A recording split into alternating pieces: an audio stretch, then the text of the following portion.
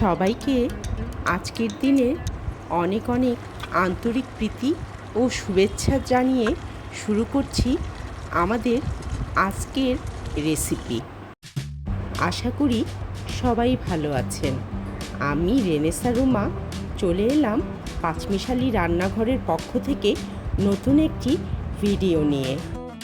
শুরুতেই আমি কয়েক টুকরো কালীবাউস মাছ ধুয়ে পরিষ্কার করে নিব। শুরুতেই মাছের টুকরোগুলোতে দিয়ে দিচ্ছি লবণ, হলুদ গুঁড়া, মরিচ গুঁড়া আর সামান্য পরিমাণ সরিষার তেল।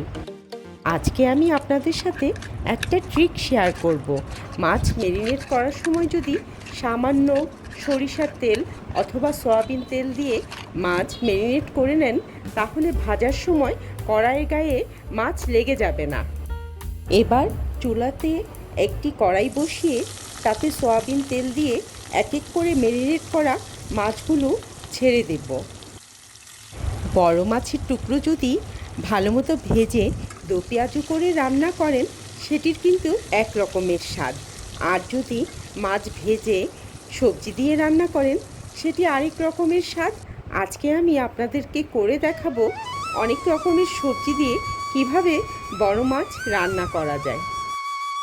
এবার একটি ব্লেন্ডারের জারে 1 কাপ পেঁয়াজ কুচি, অনেকগুলো কাঁচামরিচ আর সামান্য পানি দিয়ে ভালো মতো ব্লেন্ড করে নিব। এরপর চুলায় একটি হাঁড়ি বসিয়ে রান্নার রেগুলার তেল দিয়ে তাতে দিয়ে দিব কিছুটা পেঁয়াজ কুচি।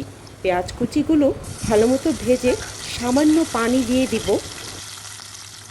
দিয়ে দিচ্ছি হলুদ গুঁড়া, মরিচ গুঁড়া, ধনিয়া গুঁড়া, ব্লেন্ড করে রাখা পেঁয়াজ ও কাঁচামরিচের পেস্ট আর সামান্য আদা রসুন বাটা। সব কিছু ভালো মতো কষিয়ে দিয়ে দিব স্বাদ মতো লবণ।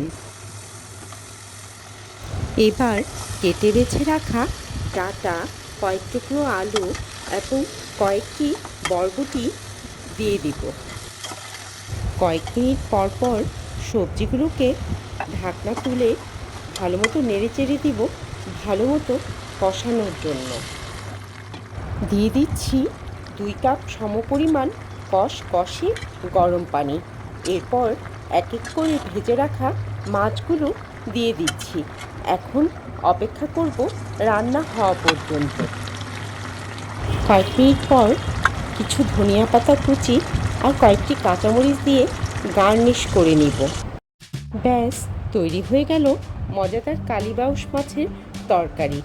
আল্লাহ হাফেজ।